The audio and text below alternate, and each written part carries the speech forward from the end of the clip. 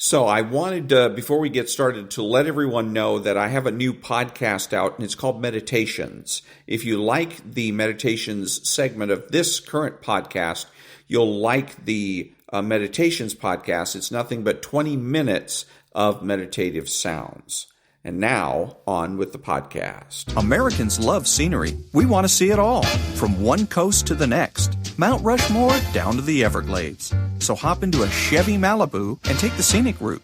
It's the car you knew America could build. There's a place where people count on friendships they can trace back generations, where they can count on the same stool at the coffee shop waiting for them every morning.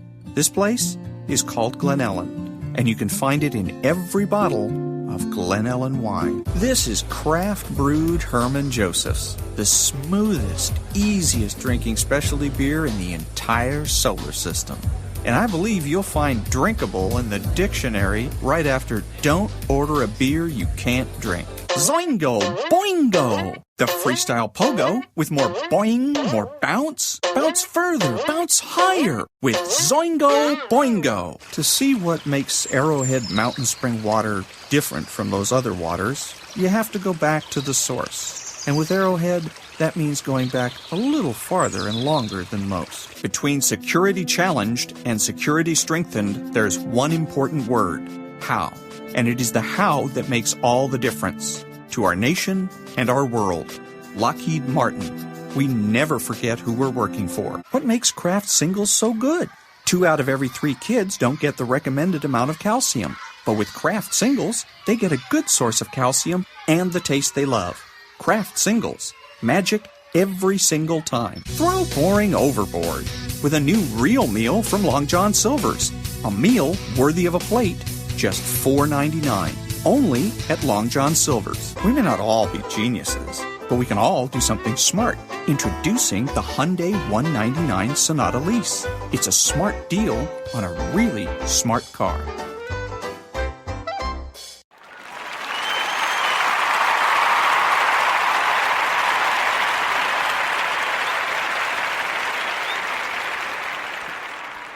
I really did lose another person. Like, weight-wise, I lost another person. I lost my hungrier, happier self. That's...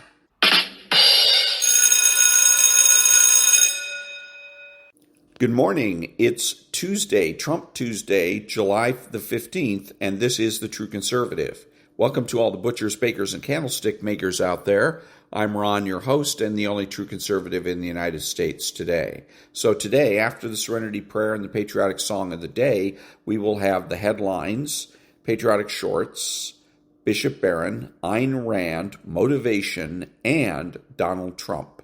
All that and more when I get back.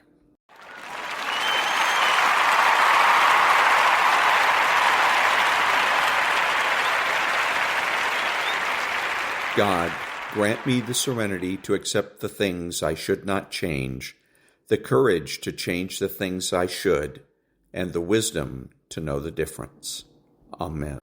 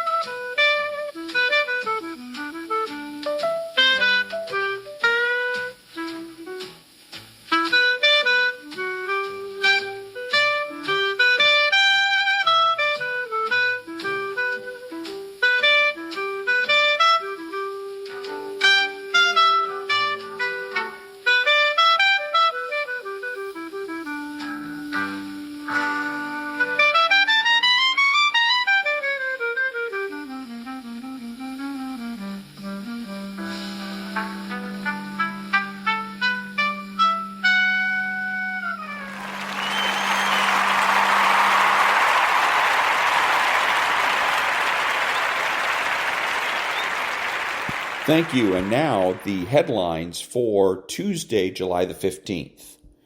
According to the New York Times, Mr. Biden did not individually approve each name for the categorical pardons that he applied to large numbers of people he and aides confirmed. That means, as a legal matter, that any pardon Biden did not individually approve is null and void. Republicans support students, teachers, and schools. Supreme Court smacks down district judge, issues key victory for Trump.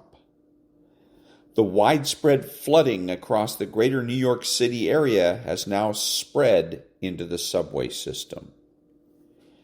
Democrat representative put ICE officers at risk by sharing business card with violent protesters during raid. 1 year ago today, J.D. Vance officially accepted the Republican nomination for vice president. And those are the headlines for Tuesday, July the 15th. Back in a minute.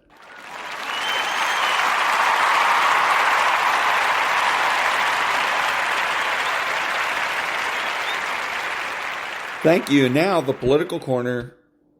So it looks like Donald Trump's tariffs that everybody was losing their mind about in April are actually doing their job. Reports have come out that for the first time in over 20 years, the United States now has a surplus of over $26 billion. Donald Trump just put the tariffs on in April. And just so y'all can understand just how crazy this really is, allow me to elaborate. In May, we had a deficit of $316 billion. The following month, June, we had a surplus of $26 billion. Which means we wiped out a deficit of $316 billion in 1 month, and we gained $26 billion. That's how good the tariffs are doing right now. Do you understand? And don't bother hearing about this on the mainstream media because you're not going to hear it. Trump has only been president for what, like 6 months? And he already has America with a $26 billion surplus? First one in over 20 years? That lets you think like, wait, why haven't we been doing this the entire time? Tariffs clearly are working. It's baffling, really, when you think about it. Like, we could have been doing tariffs this entire time, and America could have been in the green. For all those people out there who are worried about tariffs going to destroy America and all that, you guys are ridiculous. Look at what is happening. He's just getting started.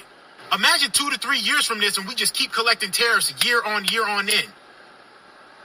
The surplus for America is going to be amazing. And that was the political corner. Back in a minute.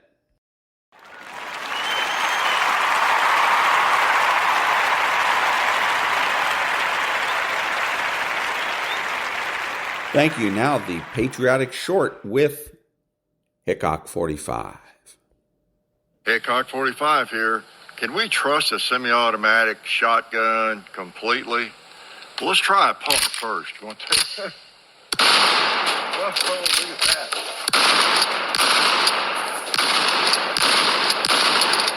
Get him on the run. We feel like a pump is pretty 100% reliable most of the time, don't we? 100% most of the time, does that make sense? But the question is about a semi-auto.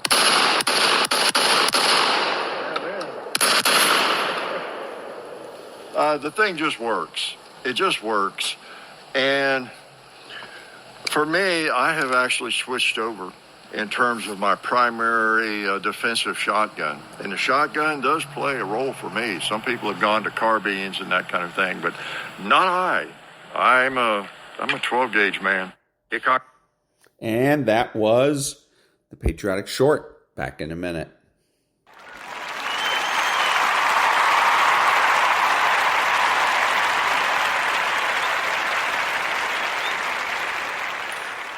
Thank you. And now a little motivation. How many of you can honestly look yourself in the mirror and say, I am doing my best? Because if you can, you're fucking lying to yourself. Your job right now and how you execute that job is going to create the success habits that you're going to need down the road. How you do one thing is how you do everything. If it's making fries, if you ain't making the best motherfucking fries every fucking time, guess what? You ain't gonna fucking make it. If you can't sweep the warehouse floor better than the next guy, you ain't gonna fucking make it. Because here's the truth.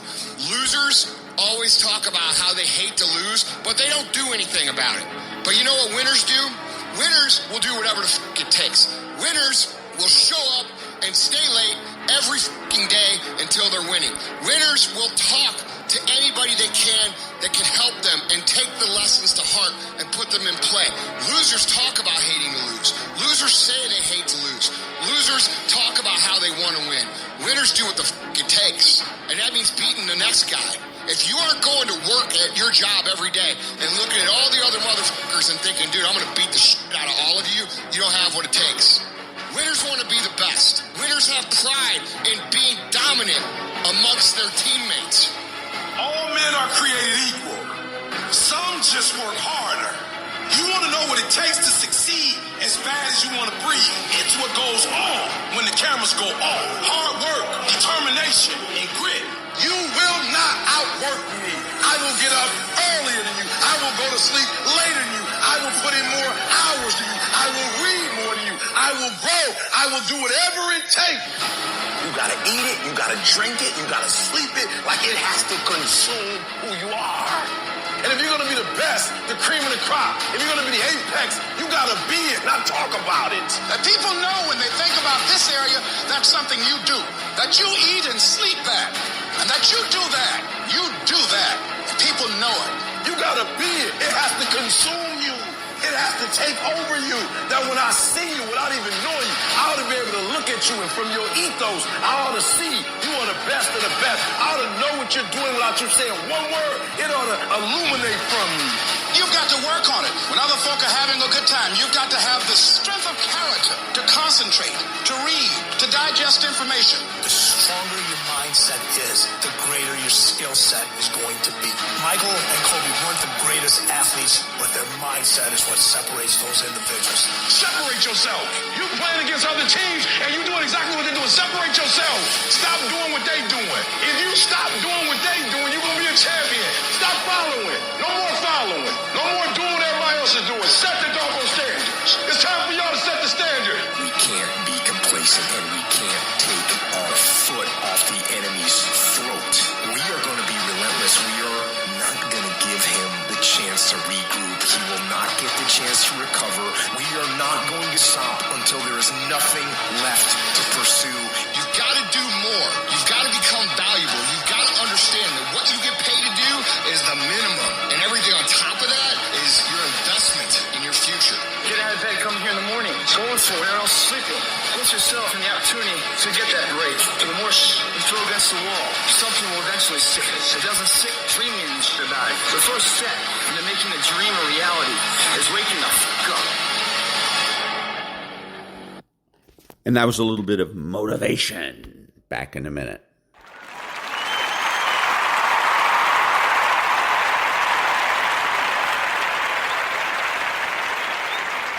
Thank you. Now a little meditation.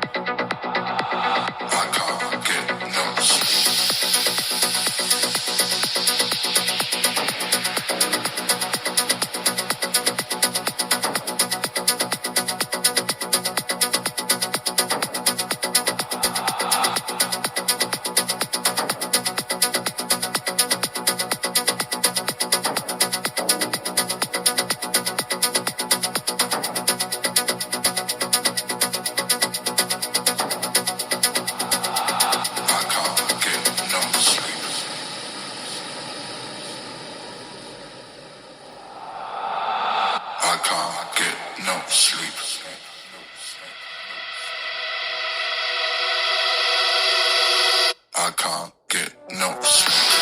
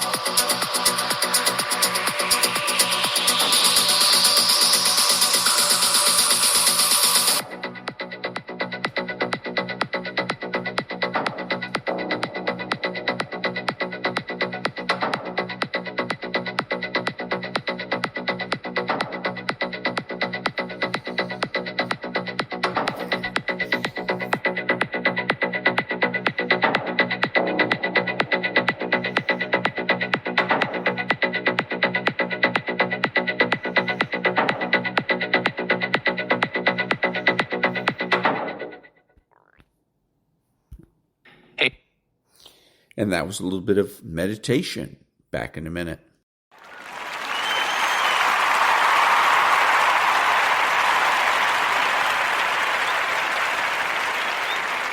Thank you. And now the ding Stoic. Don't get mad. Help. Are you angry when someone's armpits stink or when their breath is bad? What would be the point? Having such a mouth and such armpits, there's going to be a smell emanating. You say they must have sense. Can't they tell how they are offending others? Well, you have sense too. Congratulations. So use your natural reason to awaken theirs. Show them. Call it out. If the person will listen, you will have cured them without useless anger. No drama nor unseemly show required. Marcus Aurelius, Meditations. 5.28. And that was the Daily Stoic. And now, His Excellency Bishop Robert Barron. Many of us are familiar with the phenomenon of addiction, whether it's alcohol or it's to drugs or it's to sex or pornography. All forms of sin are really forms of addiction. When you're caught in addiction, what can't you do? You can't save yourself from it, right? Think of the 12-step programs. The key move in all the 12-step programs is to admit your powerlessness and to turn your life over to a higher power. That's born of Christianity, everybody, that insight. If you say, look, I'm powerless over this addiction, and the more I try through my own efforts to make it right, the worse I'm going to make it. Turn your life over to a higher power. Only in that way are you going to be saved. And that was His Excellency Bishop Robert Barron. And now, the Ayn Rand thought of the day. Quote, capitalism has created the highest standard of living ever known on earth. The evidence is incontrovertible. The contrast between West and East Berlin is the latest demonstration, like a laboratory experiment for all to see. Yet those who are loudest in proclaiming their desire to eliminate poverty are loudest in denouncing capitalism. Man's well-being is not their goal. Unquote. And that was Ayn Rand from the chapter Theory and Practice from the book Capitalism, the Unknown Ideal. Back in a minute.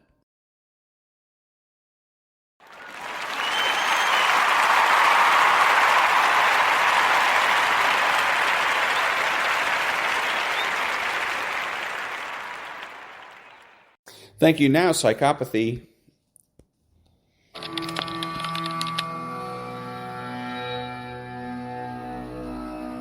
They told you to be good from the very beginning. Be kind, be generous, be the bigger person. Don't speak too loud, don't fight back, don't make people uncomfortable. And so, like many of us, you did what you were told. You made yourself smaller so others could feel tall. You forgave the unforgivable. You gave your time, your energy, your loyalty, and most of all, your silence. And for a while, you believed it would all come back around, that the world keeps receipts, that kindness returns to the giver. But that's not how the world works, not the real one. In reality, being good without strategy, without limits, without power, is an invitation to be consumed. It's a signal, a scent. And the wolves, they can smell it. You became easy to manipulate, easy to guilt, easy to take advantage of. Not because you were weak, but because you believed being good was enough. But here's the truth. Goodness without power is not virtue. It's vulnerability. And this world does not reward the vulnerable. It feeds on them. Machiavelli saw this. Centuries ago, he warned us. A man who tries to be good all the time will come to ruin among so many who are not good. Why? Because most people don't want you to be good, they want you to be useful. And when your usefulness is based on your inability to say no, you become disposable the moment you set a boundary. That's the curse. You are loved conditionally. You are respected only when you bleed for others. And if you ever stop bleeding, they ask what's wrong with you. They won't tell you that goodness becomes a cage, that every time you help someone who wouldn't do the same for you, that cage tightens, that every time you say yes when you mean no, you are digging your own grave, 1 inch at a time. Now let me be clear, I am not saying become cruel, I am saying become wise. Learn the rules of the game, understand the psychology of power. Kindness is only powerful when it is a choice, not a compulsion, when it comes from strength, not fear, when it serves a purpose, not just an image. Because let me ask you, what is the worth of goodness that no one values? What is the point of loyalty when it is given to the disloyal? What is the use of generosity when it is exploited by the greedy? True power is knowing when to give and when to withhold, when to be open and when to retreat, when to help and when to walk away. And if you do not master this, you will be remembered not as good, but as naive. A Machiavellian mind understands balance, that the ideal leader or human is both lion and fox, both feared and respected, both compassionate and calculating. You don't abandon goodness, you wield it, you direct it, like a blade, not a blanket. Because the moment you become good without limits, you are no longer a person, you are a resource. And resources are used up, then discarded. You must ask yourself, who benefits from me always being the one who gives in? Who profits from my silence, my patience, my forgiveness? Because in many cases, the ones who praise your goodness are the same ones who are feeding on it. So become whole. Become someone who is capable of great good and of great restraint. Someone who helps others, but never at the expense of their own soul. Someone who speaks softly, but knows the value of silence. Someone who can be trusted, but never controlled. You see, power is not found in domination, nor in blind compassion. Power is found in choice, in sovereignty, in knowing exactly who you are, and never giving that away just to keep others comfortable. So yes, be good, be kind, be light, but never forget the darkness that walks this world. And never forget what Machiavelli knew. It is better to be feared than loved if you cannot be both. But if you learn to master yourself, if you learn to wield your goodness as a force, not a weakness, then you won't have to choose. You'll be both, feared and loved, and that is how you break the curse. And that was Psychopathy. Back in a minute.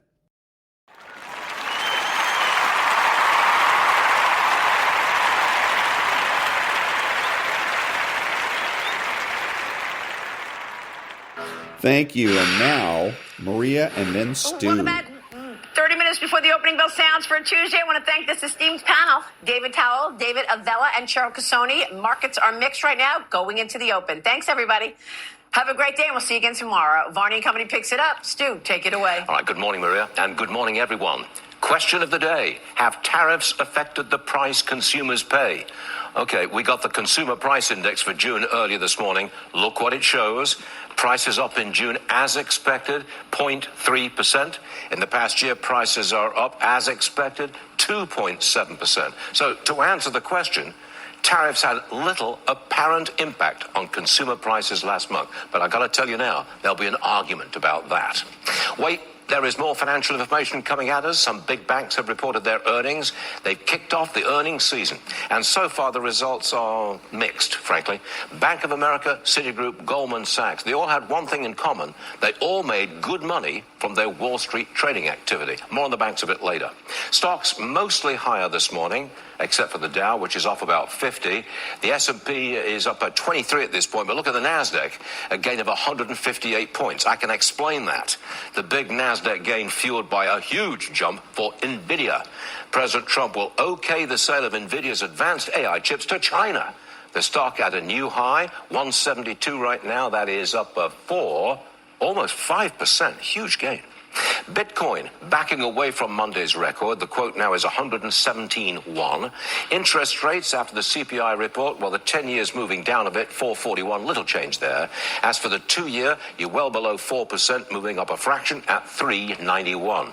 Oil, $66 a barrel. Regular gasoline, $3.15. All right, on the show today, President Trump goes to Pennsylvania for an energy and technology summit. He's putting $70 billion into tech facilities in the Pittsburgh area. Remember, please, Pennsylvania went for Trump last November. The president is fed up with Putin. Too many delays on the road to peace. Trump says he talks nice on the phone, but then attacks Ukraine at night. So, if Putin doesn't make peace in 50 days, he'll be saddled with crippling 100% tariffs. And there will be secondary tariffs on any country that helps the Russian war effort. President Obama had some advice for fellow Democrats last night. He said, to take on Trump, they need, quote, a little less whining and being in the fetal position. Okay. Got that? Okay. It is Tuesday, July the 15th, 2025. Varney and Company is about to begin. And that was Stu, Nonprofit News Now. Back in a minute.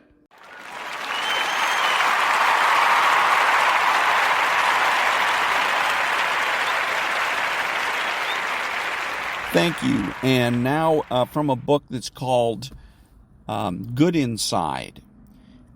What's the opposite of understanding? For this argument's sake, it's convincing. Convincing is the attempt to prove a singular reality, to prove that only one thing is true. Convincing is an attempt to be right, and as a result make the other person wrong. It rests on the assumption that there's only one correct viewpoint. And then my question is this supposed to be convincing? Further, convincing has one goal in mind, being right. And here's the unfortunate consequence of being right.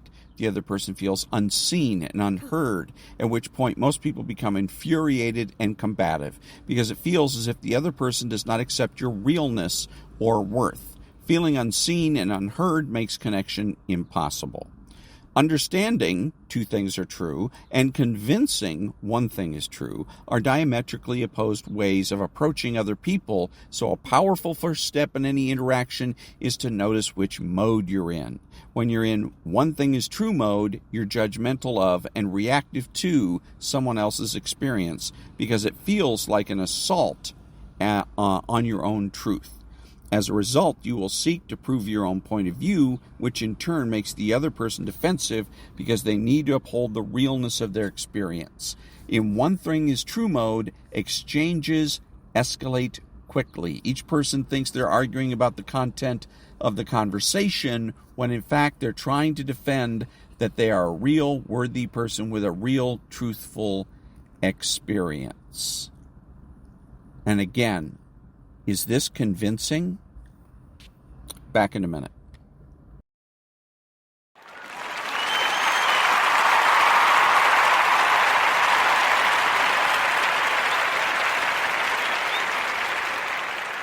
Thank you. Now, the last four paragraphs of an article in Commonplace through Real Clear Politics, and it's called Making Illegal Employers Pay. By shifting the target from the workers on the factory floor to the company itself, the administration can flip the script entirely. Enforcement is about defending the rights and interests of American workers and their families. That message can only be strengthened if we are willing to pin responsibility on the traders who would sell their jobs off to the lowest bidder and break the law to do it.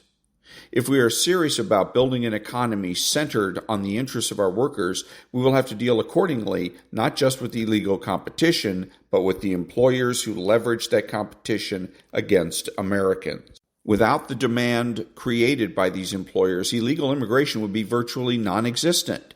This is also a far more effective way to drive self-deportation than anything the administration has yet tried. It is both more efficient and more directly targeted at the source than the current enforcement strategy. The actual number of aliens currently present in the United States is almost impossible to ascertain, but is certainly many times the laughable official estimate of 11 million, which has not moved in roughly 20 years. If we are serious about solving the problem of illegal immigration, and if the current pace of ICE operations is any indication of the government's maximal capabilities, we will have to do more than pick up the invaders 6 at a time. Physical enforcement on the border is good and necessary, but only goes so far. To actually reverse the crisis, as the American people elected Trump to do, we need to make it impossible for illegal aliens to take the place of legal American workers. For that, we need to make it unthinkable for companies to violate the law to undermine American workers. Virtually no employer, no corporation, no hiring manager in America fears any consequence for the use of illegal labor because no administration has ever given them reason to be afraid. 6 roofing jobs just opened up in Florida. They'll have to go to Americans at American wages. If the Trump administration gets serious about cutting off illegal immigration at the source, 10 or 20 million more jobs could follow. And that was Making Illegal Employers Pay in Commonplace, and the author is Declan Leary. Back in a minute.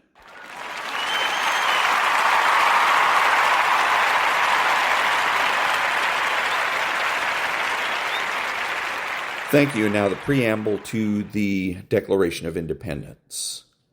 We hold these truths to be self-evident, that all men are created equal, that they are endowed by their Creator with certain unalienable rights, that among these are life, liberty, and the pursuit of happiness, that to secure these rights, governments are instituted among men, deriving their just powers from the consent of the governed, that whenever any form of government becomes destructive of these ends, it is the right of the people to alter or to abolish it, and to institute new government, laying its foundation on such principles and organizing its powers in such form as to them shall seem most likely to affect their safety and happiness. Back in a minute.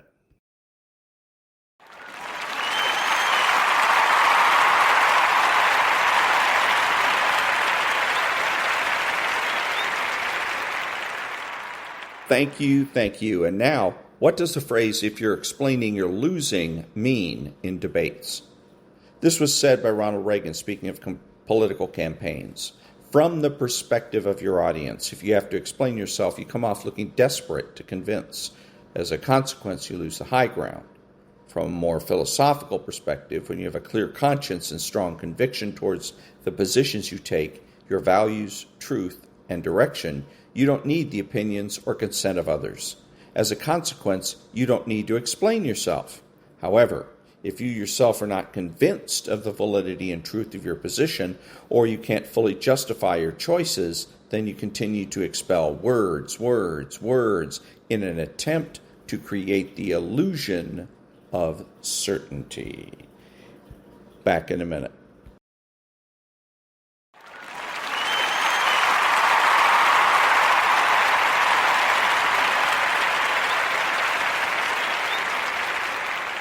Thank you. And now, Donald Trump. Years from now, some of them may look back and ask themselves whether they've made the right choice, whether they've made the most of the opportunities they've been given. Together, we have the same mission. Over the course of your life, you will find that things are not always fair. You will find that things happen to you that you do not deserve and that are not always warranted. But you have to put your head down and fight. Never, ever, ever give up. Don't give in, don't back down, and never stop doing what you know is right. Nothing worth doing ever came easy. And the more righteous your fight, the more opposition that you will face. In your hearts are inscribed the values of service, sacrifice, and devotion. Now you must go forth into the world and turn your hopes and dreams into action.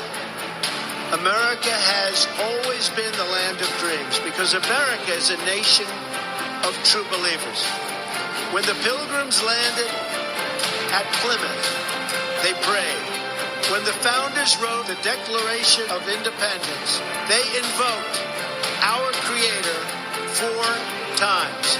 Because in America, we don't worship government, we worship God. It is why our currency proudly declares, "In God we trust." And it's why we proudly proclaim that we are one nation under God. The story of America is the story of an adventure that began with deep faith, big dreams, and humble beginnings. The next generation of American leaders never, ever give up. There'll be times in your life you'll want to quit. Never quit. Never stop fighting for what you believe in and for the people who care about you. Carry yourself with dignity and pride. Demand the best from yourself. The more people tell you it's not possible, that it can't be done, the more you should be absolutely determined to prove them wrong. Treat the word impossible as nothing more than motivation. Relish the opportunity to be an outsider. The more that a broken system tells you that you're wrong, the more certain you should be that you must keep pushing ahead. You must keep pushing forward. And always have the courage to be yourself. America is better when people put their faith into action. Pray to God and follow his teachings. Today, each of you begins a new chapter as well. When your story goes from here, it will be defined by your vision, your perseverance, and your grit. You will build a future where we have the courage to chase our dreams no matter what the cynics and the doubters have to say. You will have the confidence to speak the hopes in your hearts and to express the love that stirs your souls. As long as you have pride in your beliefs, courage in your convictions, and faith in God, then you will not fail. As long as America remains true to its values, loyal to its citizens, and devoted to its Creator, then our best days are yet to come.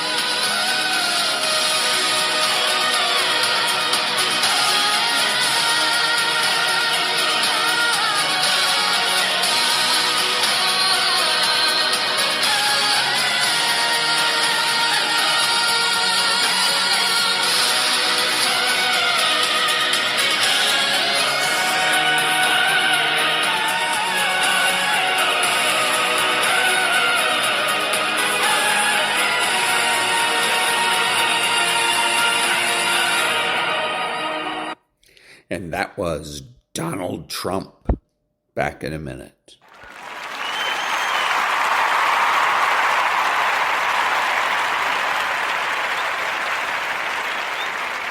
Thank you. This is Ron, your host, the only true conservative of the United States today, bidding adios to all the butchers, bakers, and candlestick makers out there and reminding you that determinism is a choice.